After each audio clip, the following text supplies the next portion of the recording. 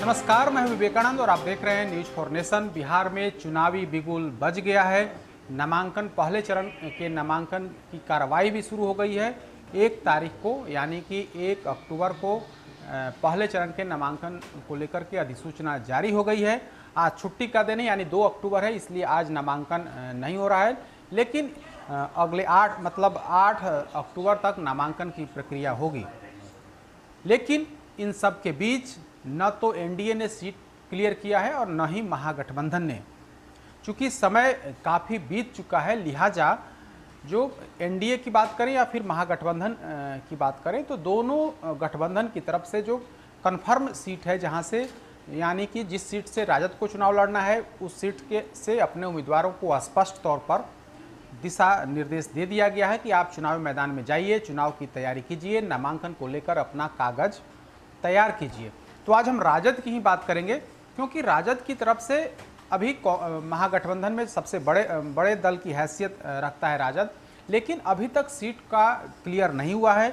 महागठबंधन में अभी भी कांग्रेस और राजद में आपसी तनातनी चल रही है। जिस तरीके से कल शक्ति सिंह गोहिल ने राजद पर अटैक किया, तेजस्वी यादव पर अटैक किया, उससे अब यह संभावना बन गई है कि कहीं ना कहीं राजद में और कांग्रेस के बीच तलवारें खिंच गई हैं। जिस तरीके से तेजस्वी यादव पर अटैक किया गया, जवाब तेजस्वी यादव यानी उनकी पार्टी राजद की तरफ से भी दिया गया है। तो कुल मिलाकर कहें तो महागठबंधन में अभी भी सीट शेयरिंग पर कोई अंतिम फैसला नहीं लिया गया है। लेकिन इन सब के बीच पहले चरण की जहां वोटिंग होनी है, जिसके लिए नामांकन की प्रक्रिया शुरू है, उन इलाकों के लिए तेजस्वी यादव ने करीब उम्मीदवारों के नाम फाइनल कर लिए हैं।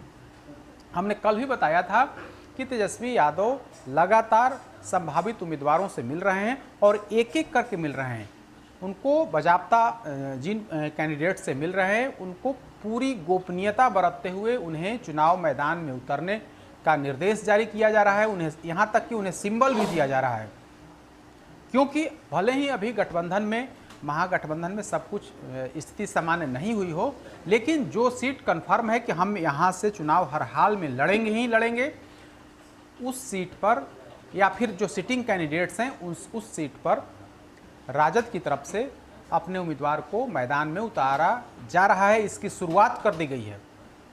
एक हम उदाहरण के तौर पर सबसे पहले आपको बताते हैं कि मसौढ़ी जो पटना जिला का विधानसभा क्षेत्र है, उस मसौढ़ी विधानसभा क्षेत्र में पहले चरण में ही मतदान होना है। लिहाजा वहाँ की जो सिटिंग विधायक है, आरजेडी की विधायक रेखा देवी, उन्होंने नामांकन पत्र दाखिल करने को लेकर के फॉर्म कटवा लिया है। एनआर फॉर्म होता है, उसको एनआर कटवा लिया है और अब जो है नामांकन वो करेंगी कल शाम में ही, यानी कि 1 तारीख के शाम में उन्होंने एनआर कटवाया है और अब वो नामांकन करेंगे। हालांकि वह पूरी तरीके से गोपनीय है, लेकिन न्यूज फॉर नेशन के पास यह जानकारी है कि रेखा देवी जो राजद की विधायक हैं, एक बार फिर से राजद ने उन्हें टिकट दे दिया है और उन्होंने अपना फॉर्म भी मसौढ़ी एसडीओ ऑफिस से जाकर के, जो निर्वाची पदाधिकारी हैं उनके दफ्तर से जाकर के नामांकन का जो एनआर फॉर्म होता है उसको उन्होंने कटवाया है।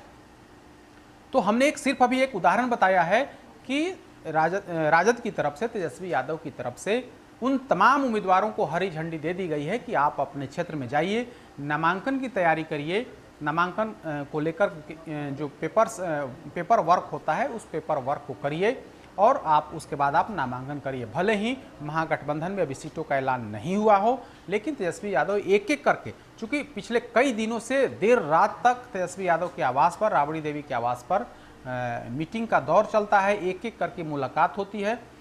2 दिन पहले भी बड़ी संख्या में जो विधायक थे जिनको तेजस्वी यादव ने बुलाया था, उनको एक तरह से कहें तो हरी झंडी दे दी गई है और उनको नामांकन को लेकर के जो सिंबल देने का काम होता है वह भी दे दिया गया है। तो आज हम आरजेडी की ही बात करेंगे। हम सबसे पहले आपको बताते हैं कि जो पहले चरण में किन किन विधानसभा क्षेत्रों में चुनाव होने हैं। सबसे पहले हम आपको वो लिस्ट बता देते हैं। तो 1 तारीख से, पहले चरण के लिए 1 तारीख से नामांकन शुरू है। 8 तारीख तक नॉमिनेशन होगा। 9 तारीख को छंटनी का, नामांकन पत्रों की छंटनी होगी और 12 तारीख को नामांकन पत्र की वापसी का डेट रखा गया है और जो पोलिंग है 28 अक्टूबर को है। तो इन जो पहले फेज का जो चुनाव होना है उसमें कहलगांव, सुल्तानगंज, अमरपुर,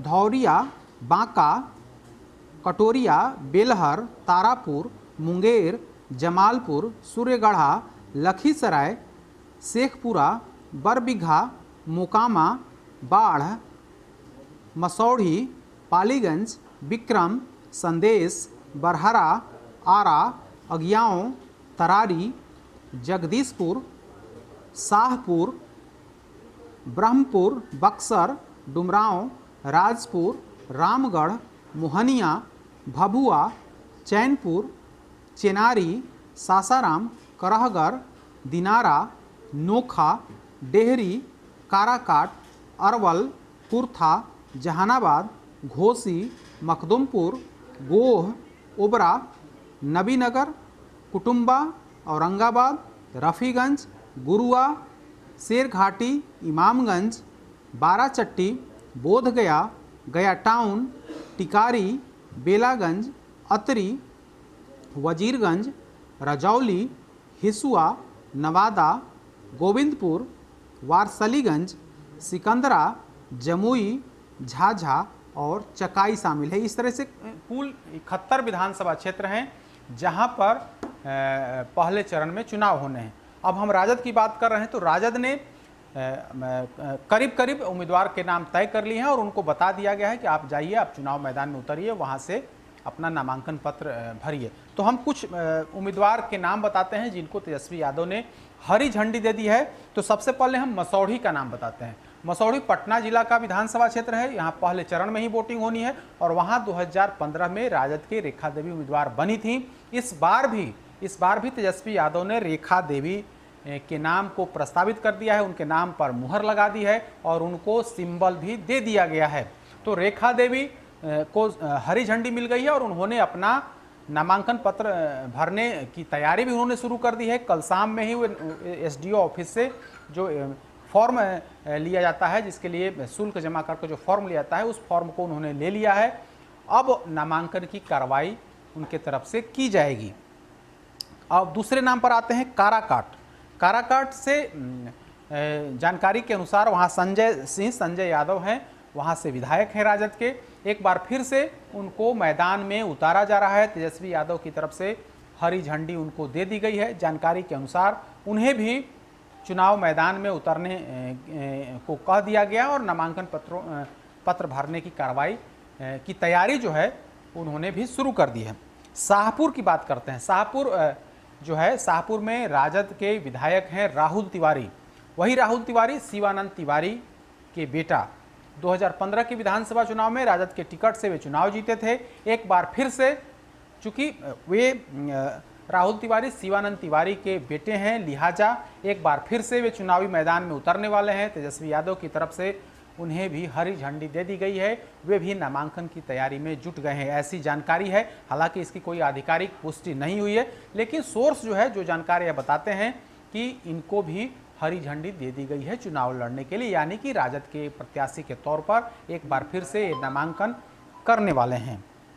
जहानाबाद की बात करें, जहानाबाद से सुजय यादव, दरअसल इनके पिता मुंद्रिका प्रसाद यादव चुनाव जीते थे 2015 में, लेकिन उनके निधन के बाद खाली हुई सीट पर उनके बेटा सुजय यादव चुनाव मैदान में उतरे थे और उनकी जीत हुई थी। एक बार फिर से, हालांकि इन पर बड़ी संख्या में लोग विरोध में भी तेजस्वी यादव के पास आए थे और उन तेजस्वी यादव से मुलाकात करके कहा था कि उनका टिकट काट करके दूसरे किसी व्यक्ति को दिया जाए। लेकिन जो जानकारी है उसके अनुसार सुजय यादव को भी तैयारी करने के लिए, नामांकन की तैयारी करने के लिए कह दिया गया है। वे भी नामांकन करने वाले हैं, यानी कि राजद कैंडिडेट के तौर पर वे नामांकन करने वाले हैं। बाराचट्टी जो सुरक्षित सीट है, वहाँ से भी जो पहले 2015 में जो विधायक बनी है समता देवी, वे करीब 20,000 वोट से चुनाव जीती थी। एक बार फिर से वे चुनावी मैदान में उतरने की खबर है और वे भी तेजस्वी यादव की तरफ से स्पष्ट कर दिया गया है कि आप चुनाव वहां से लड़िए, आप पर सहमति बन गई है। बेलागंज की अगर हम बात करें, बेलागंज से सुरेंद्र प्रसाद यादव पिछले कई बार से वे इसी सीट से चुनाव जीतते आ रहे हैं और काफ़ी दबंग माने जाते हैं। 2019 के लोकसभा चुनाव में राजद की तरफ से वे जहानाबाद लोकसभा क्षेत्र से प्रत्याशी भी थे, लेकिन हार का सामना करना पड़ा था। एक बार फिर से राजद जो है उनको टिकट देने पर सहमत हो गया और एक बार फिर से उन्हें मैदान में उतारा जा रहा है। तो इस तरीके से हमने 6-7 कैंडिडेट्स जिनके नाम की पक्की जानकारी हो गई है कि ये लोग फिर से मैदान में उतरने वाले हैं, तो इसकी सूची हमने बताई है। हालांकि इसकी आधिकारिक तौर पर किसी राजद का जो नेतृत्व करता है उनकी तरफ से पुष्टि नहीं की गई है, लेकिन एक एक करके हमने जो जानकारी है वो जानकारी इकट्ठा की है और उसके आधार पर हमने बताया है। मसौढ़ी की रेखा देवी के बारे में तो स्पष्ट हो गया है कि उन्होंने तो अपना नामांकन पत्र भरने के पहले जो प्रक्रिया होती है उसकी शुरुआत भी उन्होंने कर दी है और नामांकन एज ए राजद कैंडिडेट के तौर पर वे कर रही हैं। तो इस तरीके से राजद की तरफ से पहले चरण में जहां वोटिंग होनी है, जहां नामांकन की प्रक्रिया शुरू है, उन इलाकों के लिए, उन विधानसभा क्षेत्रों के लिए अपने जो उम्मीदवार हैं, अपने जो लड़ाके हैं, उन लड़ाकों को मैदान में उतार दिया है। एक एक करके नाम का खुलासा हो रहा है। जैसे ही और जानकारी लगेगी हम आपको बताएंगे। अधिक अपडेट्स के लिए देखते रहिए न्यूज़ फॉर नेशन। नमस्कार।